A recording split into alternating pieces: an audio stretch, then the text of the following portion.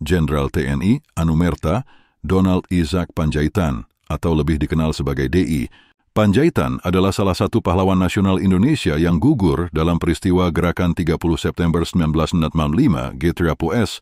Beliau adalah seorang perwira tinggi TNI yang berdedikasi dalam perjuangan kemerdekaan Indonesia dan menegakkan keamanan negara pasca kemerdekaan. Berikut adalah informasi lebih mendalam tentang sosok Jenderal DI Pandjaitan kehidupan awal. Donald Isaac Pandjaitan lahir pada 9 Juni 1925 di Balige, Sumatera Utara.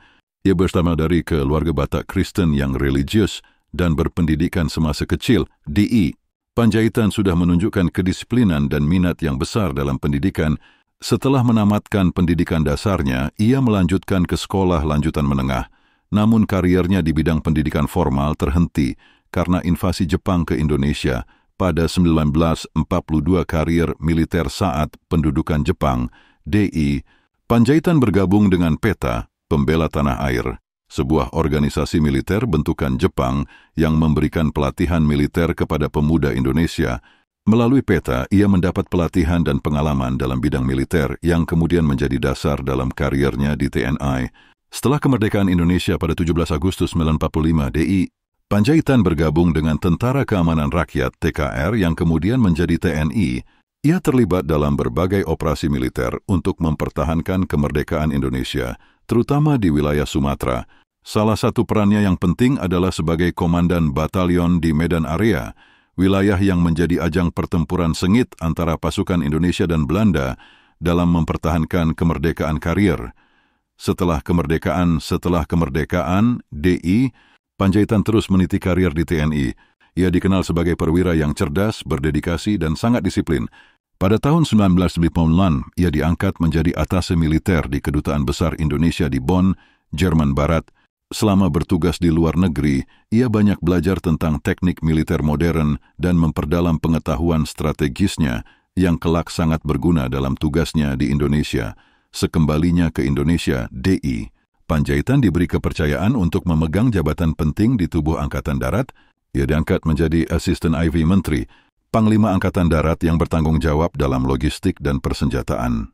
Dalam posisi ini, ia memainkan peran strategis dalam memastikan kesiapan logistik militer Indonesia Peran dalam peristiwa G30S pada 1 Oktober 1965. DI Pandjaitan menjadi salah satu target dalam kudeta yang dilakukan oleh Gerakan 30 September G30S yang didalangi oleh unsur-unsur yang terkait dengan Partai Komunis Indonesia, PKI.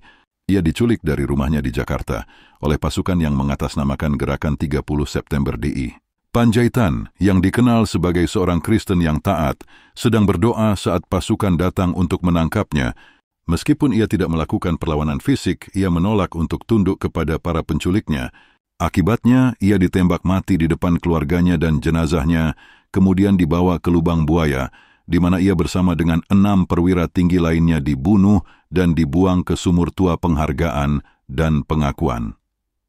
Setelah peristiwa G30S, DI Pandjaitan diangkat sebagai pahlawan revolusi oleh pemerintah Indonesia sebagai penghormatan atas pengorbanannya dalam mempertahankan negara. Namanya dikenang sebagai salah satu martir dalam perjuangan melawan ancaman ideologi yang bertentangan dengan Pancasila. Gelar Anumerta yang diberikan kepadanya menunjukkan betapa besar dedikasi dan jasanya bagi bangsa dan negara. Warisan dan pengaruh sosok DI Pandjaitan dikenang sebagai perwira yang sangat religius, disiplin, dan memiliki integritas tinggi. Ia tidak hanya dikenal karena kecakapannya dalam strategi militer, tetapi juga karena dedikasinya terhadap nilai-nilai moral dan agamanya.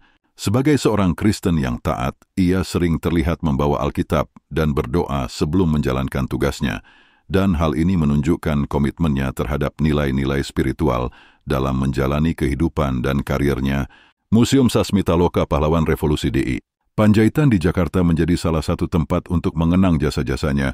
Di museum ini terdapat berbagai barang pribadi peninggalan Pandjaitan, serta foto-foto dan dokumentasi tentang kehidupannya, terutama dalam konteks perjuangan kemerdekaan dan peran pentingnya di Angkatan Darat. Kesimpulan Jenderal DI Pandjaitan adalah salah satu sosok pahlawan nasional yang dikenang karena keberaniannya, dedikasinya pada negara, serta komitmennya terhadap prinsip-prinsip moral dan agama.